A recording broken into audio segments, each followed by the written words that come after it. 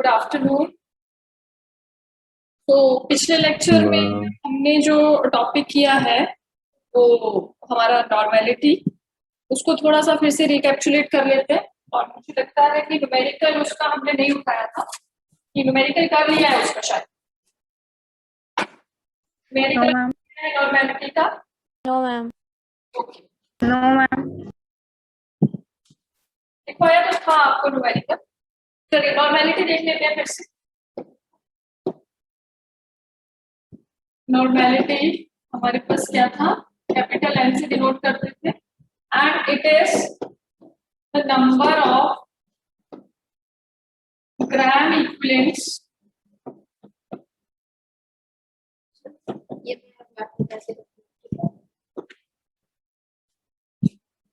to the volume of solution in liter। ये हमारे पास normality का क्या था, फॉर्मूला था, जिसमें हम कह रहे थे कि normality is what, it is the number of gram equivalents to the volume of solution in litres. यहां से पहले हम यूनिट्स देख लेते हैं। आज यूनिट्स आ जाएंगे आपके पास नॉर्मेलिटी के, दैट इज ग्राम इक्विवेलेंट पर लीटर। आपके पास नॉर्मेलिटी के यूनिट्स आ जाएंगे ग्राम पर ग्राम इक्विवेलेंट पर लीटर। उसके बाद हमने ये सीखा था कि ग्राम इक्विवेलेंट्स कैसे निकालते हैं। ग्राम इक्विवेलेंट्स क्या होते हैं भाई? ग्राम इक्विवेलेंट्स हमारे पास होते हैं weight of solute to the equivalent weight of solute. Solute का कितना वेट है उसको डिवाइड कर देते हैं किसके साथ, इक्विवेलेंट वेट के साथ। Now the next thing you have to calculate, you have to know that how to calculate the equivalent weight. So equivalent weight is what? It is molar mass divided by acidity और basicity और charge। जितना भी हमारे पास इसकी बात की थी हमने, सॉल्ट की बात की थी, जितना भी पॉजिटिव या नेगेटिव दोनों बराबर होते हैं, वो चार्ज कितना है, क्लियर है। अब मॉलिक्यूलर मास निकालना हम जान चुके हैं, how to calculate the molecular mass. Acidity और बेसिसिटी कैसे निकालते हैं? बेस के केस में acidity which is what, how many number of OH negative are released। Acid के केस में basicity, that how many H positive are released। and charge किसी भी सॉल्ट के ऊपर कितना चार्ज है, पॉजिटिव और नेगेटिव। साइन हम नहीं कंसीडर करेंगे, हमारे पास क्या है, ओनली जितना भी वो नंबर है, 2 है, 3 है, 4 है, 1 है, वो चार्ज की हम बात करेंगे वहां पे अगर हमें कोई सॉल्ट दे। क्लियर है। नाउ न्यूमेरिकल लिखिए, it is calculate the normality of solution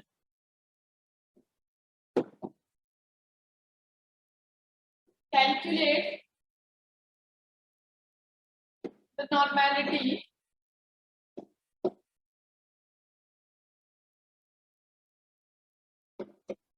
of solution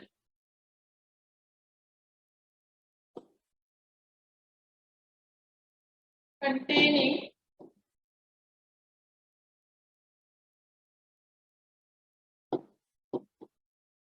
31.5 grams of hydrated oxalic acid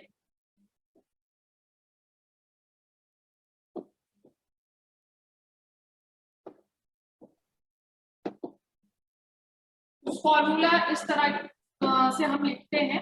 आपको जो बुक में दे रखा है वो कॉम्पैक्ट फॉर्म में रखी है, इस तरह से आपके पास ऑक्सैलिक एसिड का फॉर्मूला होता है, ठीक है। और ये बच्चे आपको आशीष, आर्यन, आरुषि, कैमरास ऑन करिए, अंशुल सलेहिया, अनन्या ठाकुर, निशांत, बहुत सारे ऐसे बच्चे, कृतिका कपूर, कुणाल कपूर, नितिन,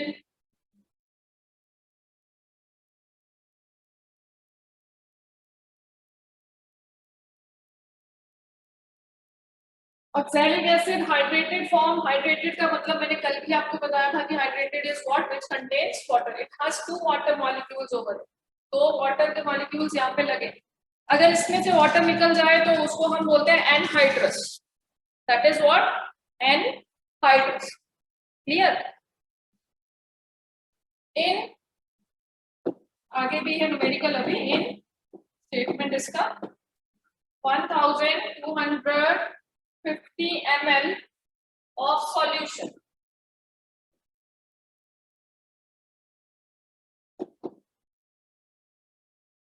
clear है, you have to calculate the normality of solution containing 31.5 grams of hydrated oxalic acid in 1250 ml of solution। Volume दे रखा है आपके पास, वेट दे रखा है सॉल्यूट का, मॉलिक्यूलर मास आप निकाल सकते हैं, आपको मॉलिक्यूलर फॉर्मूला दे रखा, ठीक है, क्लियर है। Yes, ma'am. Yes, ma'am. Given देख लीजिए क्या क्या दे रखा है, आपको दे रखा है वेट ऑफ सॉल्यूट,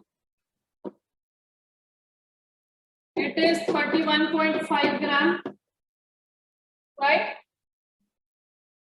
बाकी आपको दे रखा है volume of solution,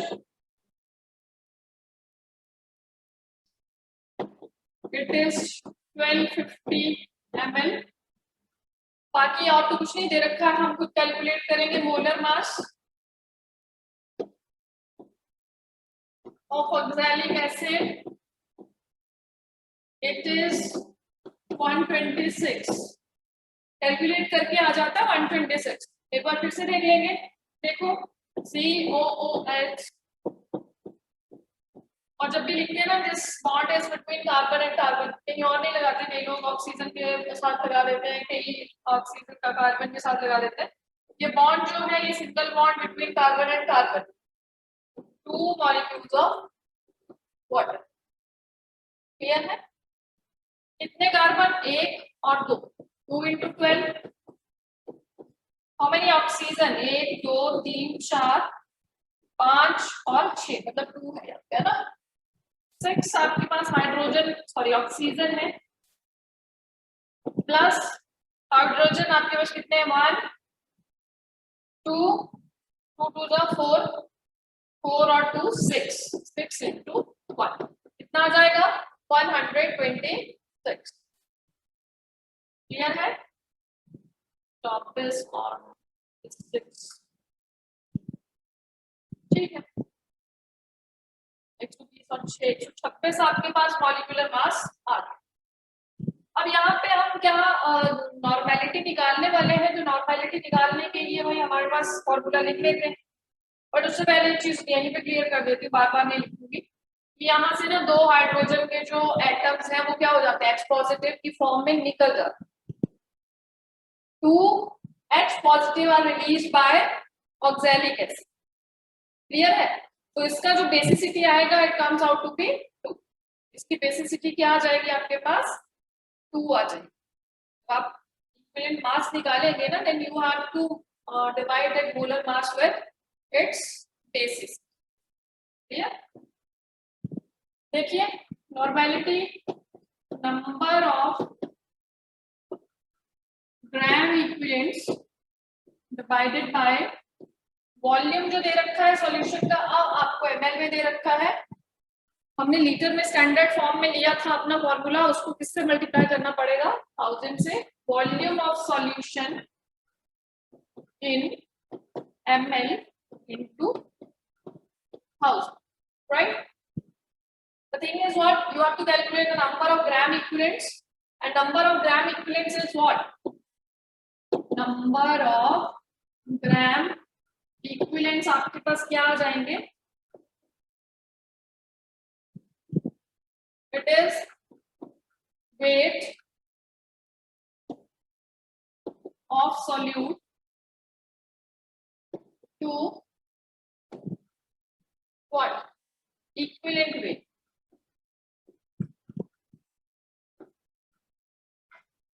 equivalent weight देखिए कैसे निकलेगा, Equivalent weight is what? Molecular weight. Molecular weight it is 126 and basicity is what? आपके पास क्या आ जाएगा? Equivalent weight आ गया आपके पास 63. Right? Weight of solute given to you, it is 31.5. It is 31.5 grams जो है वो आपको दे रखे हैं. तो number of gram equivalents आपके पास निकल गए. It is 31.5 which is weight of solute given to you divided by equivalent weight 60. Clear है? 1/2 आ जाएगा आपके पास. आपके पास जो नंबर ऑफ ग्राम इक्विवेलेंट्स है वो आ जाएंगे 0.5 मतलब 1/2 आ जाएगा. यहाँ रख दीजिए. It is normality is number of gram equivalents आपने कैलकुलेट कर लिए हैं 0.5. वॉल्यूम कितना है 1250 into this. कैलकुलेट करिए और बताइए आंसर कितना आएगा. समृद्धि मसान जल्दी करेंगे और बताएंगे मुझे.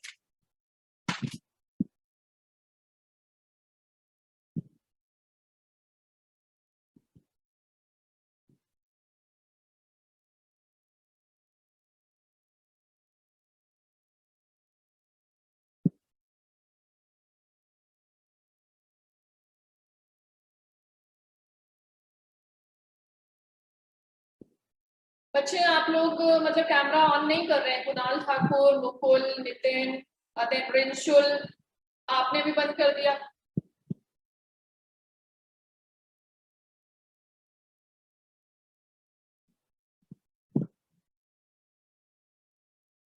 मैम 2/5 और 0.4.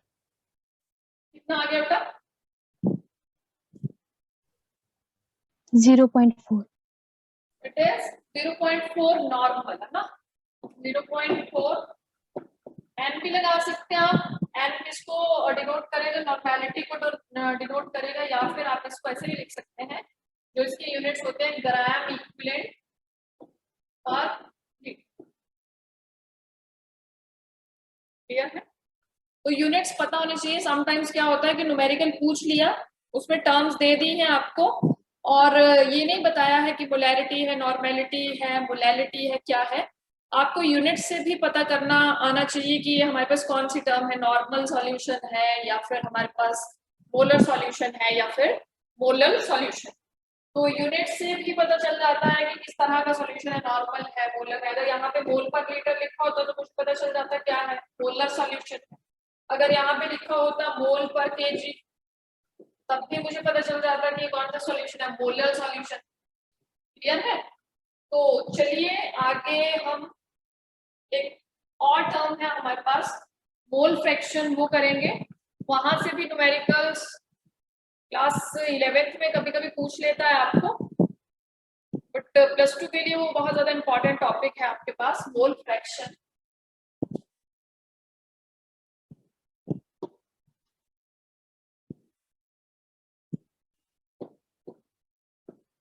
फ्रैक्शन है वो मोल्स का. क्या है ये? मोल्स का फ्रैक्शन है, रेशो है. अब किसके मोल और किसके मोल की रेशो है. ठीक है, हमारे पास हम बाइनरी सॉल्यूशंस पढ़ रहे हैं. हम बाइनरी सॉल्यूशंस की बात कर रहे हैं. बाइनरी सॉल्यूशन में आपके पास एक सॉल्यूट है और एक क्या है आपके पास, सॉल्वेंट है. और इन दोनों को मिला के क्या बना है भाई, सॉल्यूशन बना है. तो कहता है कि हम क्या करते हैं कि हमारे सॉल्यूशन में कितने टोटल नंबर ऑफ मोल्स हैं सॉल्वेंट और सॉल्यूट को मिला के. अब हमने फ्रैक्शन जानना है कि सॉल्यूट के कितने नंबर ऑफ उसमें मोल्स हैं और कितने नंबर ऑफ मोल्स सॉल्वेंट के हैं. तो हम क्या करते हैं, उस पर्टिकुलर जो हमारे पास, मान लीजिए हमको सॉल्यूट के मोल फ्रैक्शन पता करने हैं, तो हम क्या करते हैं, सॉल्यूट के number of moles divided by total. Clear है? टोटल में क्या आ जाएगा आपके पास, सॉल्यूशन आ जाएगा जिसमें सॉल्यूट भी है और जिसमें सॉल्वेंट. तो आप क्या लिखे, पहले डेफिनेशन लिख लें फिर बताती हूँ मैं आपको. Mole fraction is the ratio of is the ratio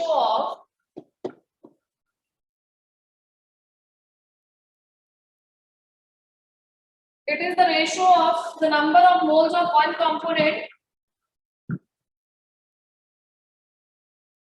number of moles of one component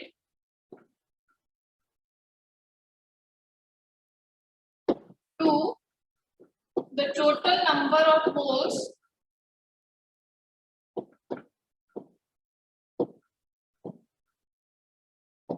of solution.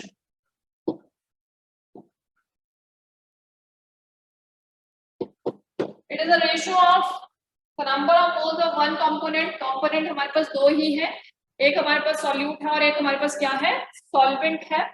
तो उसके नंबर ऑफ मोल्स को हम किससे डिवाइड कर देते हैं, total number of moles of solution. So this mole fraction is denoted by small x. Small x से हम किसको डिनोट करते हैं, मोल फ्रैक्शन को डिनोट करते हैं. Now मैंने आपको स्टार्टिंग में बोला था कि हम सॉल्यूट को ना B से डिनोट करेंगे और सॉल्वेंट को हम किससे डिनोट करेंगे, A से डिनोट करेंगे. और उनके कॉरेस्पॉन्डिंग नंबर ऑफ मोल्स, कि अगर मैंने सॉल्यूशन बनाया है तो कुछ अमाउंट मैंने सॉल्वेंट का मेजर करके लिया होगा, कुछ अमाउंट मैंने सॉल्यूट का मेजर करके लिया होगा, फिर उनको मिक्स किया गया होगा, या फिर मैंने उनको क्या किया है, मिक्स किया है. तो आपके पास सॉल्यूट के भी नंबर ऑफ मोल्स होंगे कुछ जो सॉल्यूशन को बनाने में कंट्रीब्यूशन दे रहे हैं, और सॉल्वेंट के भी कुछ नंबर ऑफ मोल्स होंगे जो सॉल्यूशन को बनाने में क्या कर रहे हैं, अपना कंट्रीब्यूशन दे रहे हैं. तो इनके कॉरेस्पॉन्डिंग नंबर ऑफ मोल्स को हमने बोला था कि स्मॉल n से डिनोट कर लेंगे हम. अगर सॉल्यूट के हैं तो NB बोल दिया, अगर सॉल्वेंट के हैं तो उनको क्या बोल दिया, NA बोल. और सॉल्यूशन की अगर मैं बात करूं तो सॉल्यूशन में दोनों ही प्रेजेंट है, तो solution contains NA plus NB number of total moles. Clear? Is it clear? Yes, ma'am. Yes, ma'am. Yes, ma'am. Yes, ma'am. तो यहाँ पे आपके पास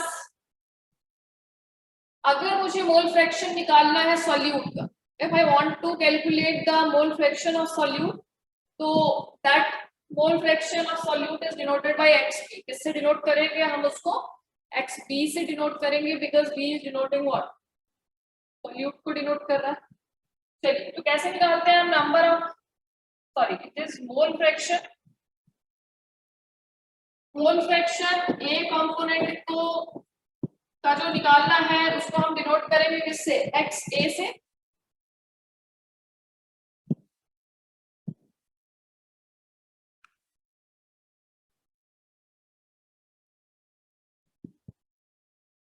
और जो मोल फ्रैक्शन सॉल्यूट का है उसको हम डिनोट करेंगे किससे, XB.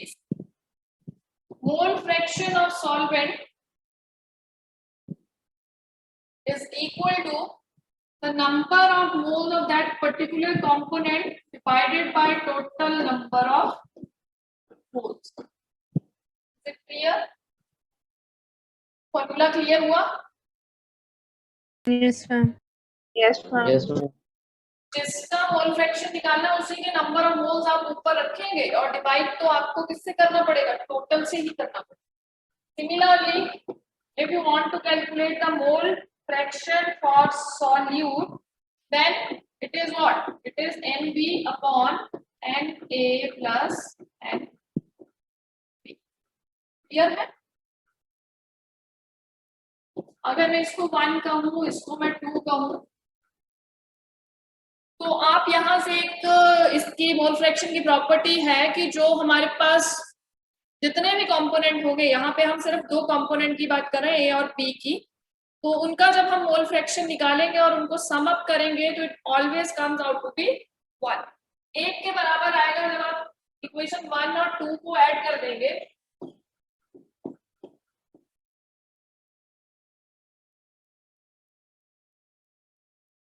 तो आपके पास क्या आ जाएगा, लिख लिया आपने, ये यहाँ तक लिख लिया आप लोगों ने? Yes, Yes, ma'am. ma'am. Ma'am. तो हमारे पास देखिए क्या आएगा, it is equation 1। Left hand side में लेफ्ट हैंड साइड ऐड कर देंगे, राइट में राइट ऐड हो जाती, जानते हैं आप इस चीज को। इज इक्वल टू, यहाँ पे था N A upon N A plus N B plus N B upon N A plus N B. LCM ले लेंगे, डिनोमिनेटर एक जैसे है, ये आ जाएगा N A plus N B, है ना, एक ही जैसा है आपके पास, ये बराबर आ जाएगा 1 के बराबर आ जाएगा, राइट।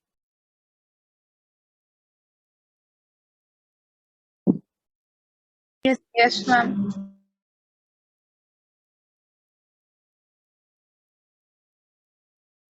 एक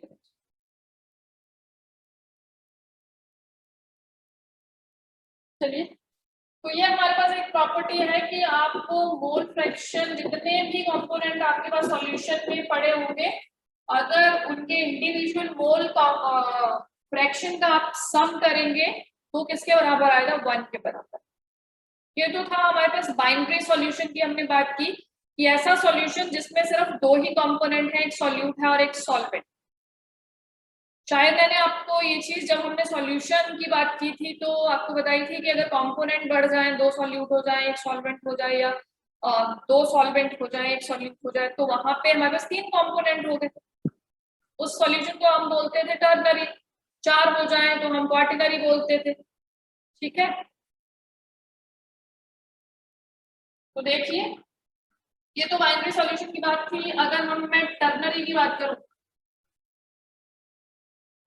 टर्नरी में सपोज ए, बी और सी कंपोनेंट, 3 कंपोनेंट है ए, बी और C, and if I want to calculate the mole fraction of A, B and C, तो किस तरह से आएगा।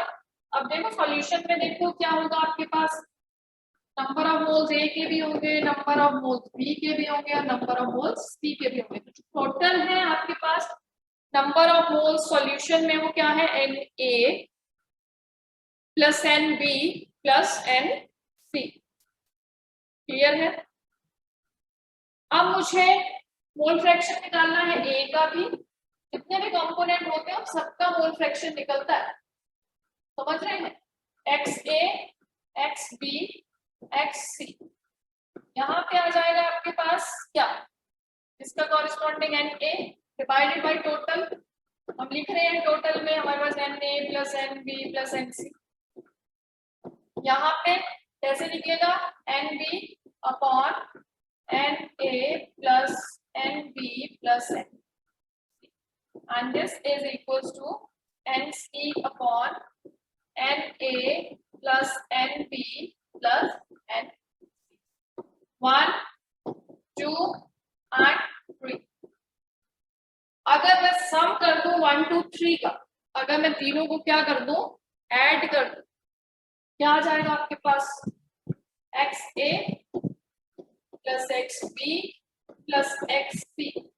सारे के सारे जो कंपोनेंट हैं, जितने भी कंपोनेंट हैं, उनके मोल फ्रैक्शन का सम इज इक्वल टू, जब मैं ए वाली साइड ऐड करूंगी ना तो ऊपर क्या हो जाएगा, N A plus N B plus N C, और नीचे पहले से ही वो पड़ा हुआ है N A plus N B plus N C, आपस में कैंसिल हो जाएंगे, आपके पास क्या आ जाएगा, 1 आ जाएगा।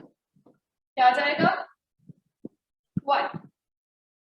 समझ पा रहे इस चीज को, कि जितने भी कंपोनेंट हो, चाहे जितने मर्जी कंपोनेंट हो, 10 कंपोनेंट हो, 20 हो, 100 हो, अगर आप उनके मोल फ्रैक्शन के सम की बात करें तो मोल फ्रैक्शन का जो सम आएगा वो किसके बराबर आएगा, हमेशा 1 के बराबर। किसके बराबर आएगा, 1 के बराबर। 1। कृतिका कपूर, कैमरा बंद नहीं होना चाहिए।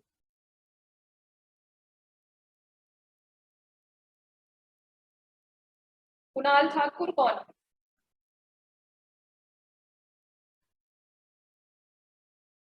आपके कैमरे में कोई दिक्कत है क्या, कुणाल ठाकुर, कुणाल ठाकुर।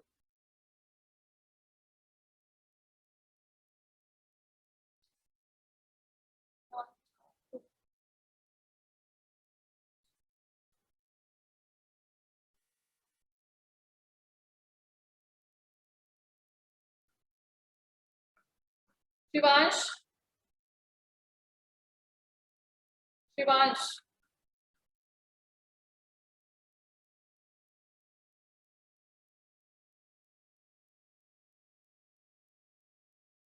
शिवांश, सिर्फ एक आपका कैमरा है जो बंद है, बाकी एक कुणाल का था, उसको तो मैंने कर दिया क्लास से बाहर।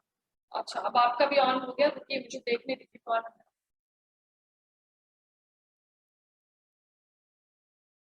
ये बंद क्यों था?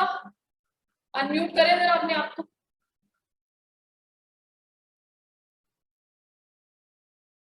Yes. बंद क्यों था बेटा ये?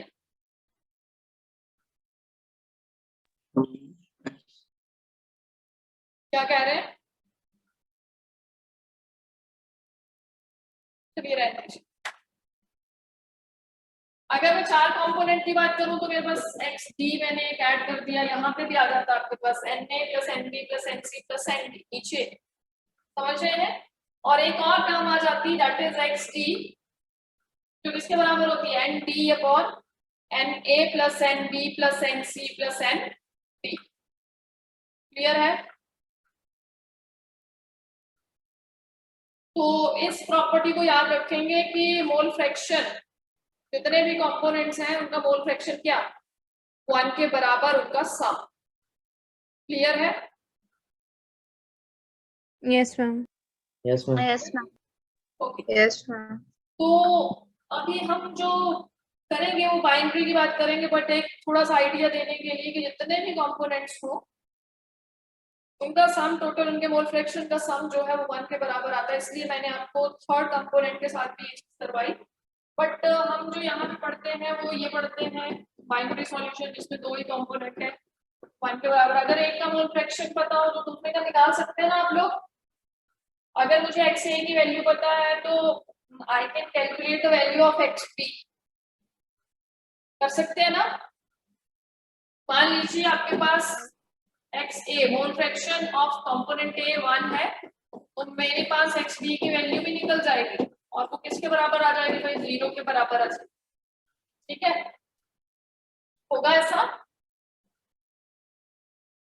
Yes, Yes, ma'am. ma'am. Yes, ma'am.